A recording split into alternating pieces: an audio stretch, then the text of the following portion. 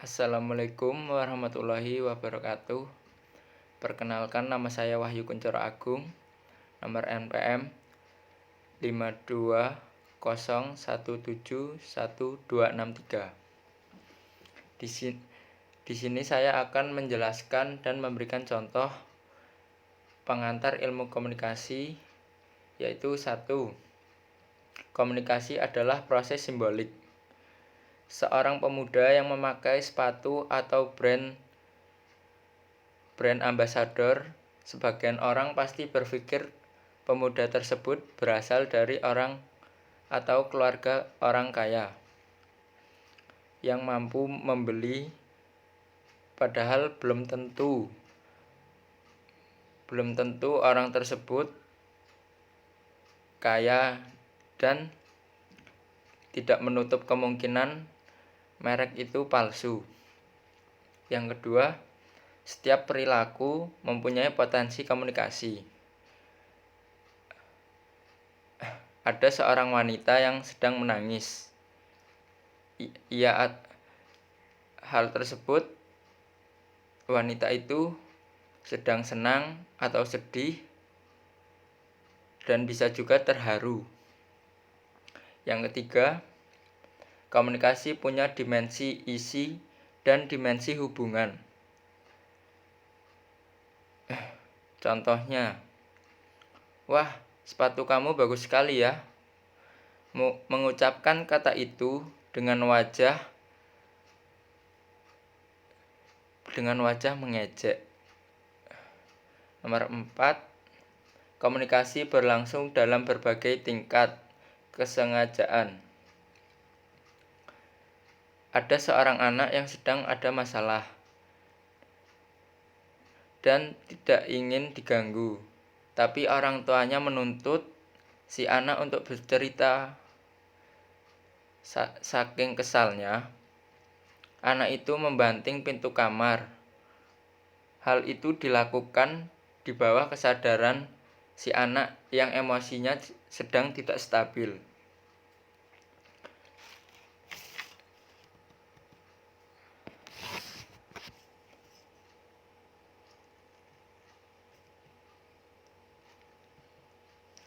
Yang kelima, komunikasi terjadi dalam konteks ruang dan waktu. Ketika akan menghadap dosen karena ada keperluan tertentu, berbeda dengan mengobrol dengan teman sebaya, dan ia harus lebih sopan santun karena berada di lingkup dosen. Waktunya pun disesuaikan dengan jam kerja. Yang keenam, komunikasi melibatkan prediksi peserta komunikasi. 1. Chat dengan dosen dan sesama teman itu berbeda. 2. Di Indonesia, meludah sembarangan merupakan hal yang menjijikkan. Dan yang ketiga, memegang kepala orang itu dianggap hal yang tidak sopan.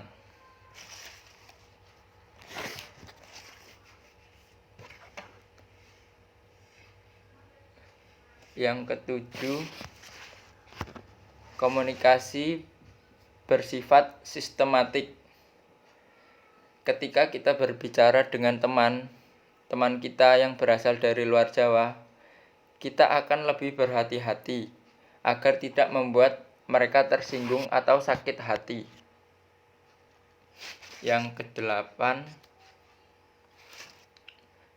semakin mirip latar belakang sosial budaya, semakin efektif komunikasi. 2 orang yang berbeda suku sedang berbincang, semisal dari suku Jawa dan suku Sunda, pasti akan terjadi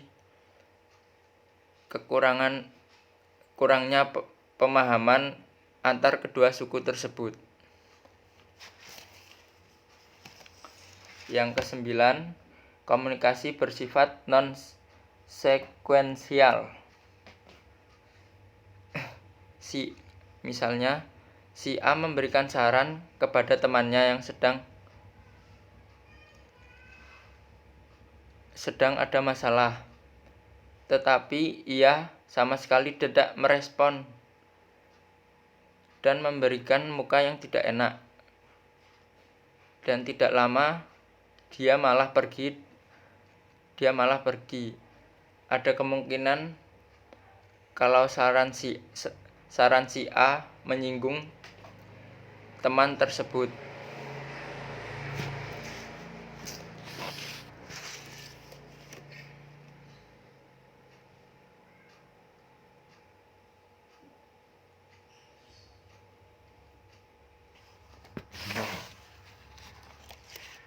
Yang ke-10, komunikasi bersifat prosesual, dinamis, dan transaksional.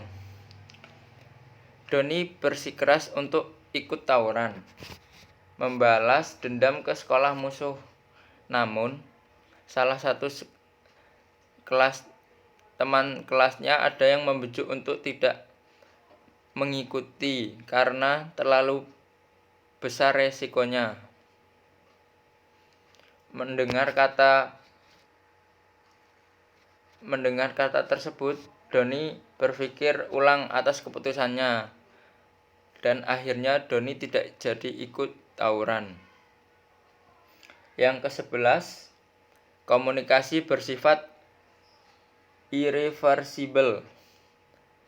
Seorang pelajar yang berseragam urakan atau sering membolos, persepsi para guru dan teman pasti berpikiran negatif. Namun, pemikiran tersebut dapat ditarik dengan sikap pelajar tersebut.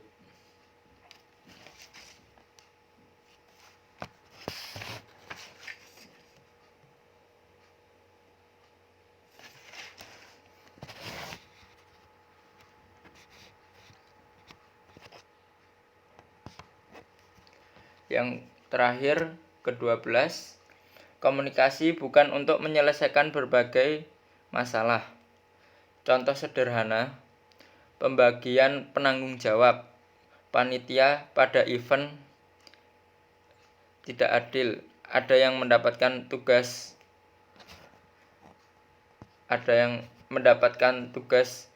susah, ada juga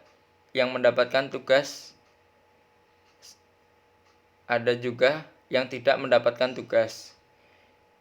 Itu tidak dapat diselesaikan dengan komunikasi, tapi harus ada perubahan pembagian.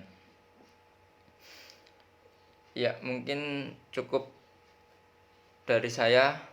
Bila ada kesalahan kata, mohon maaf. Terima kasih. Wassalamualaikum warahmatullahi wabarakatuh.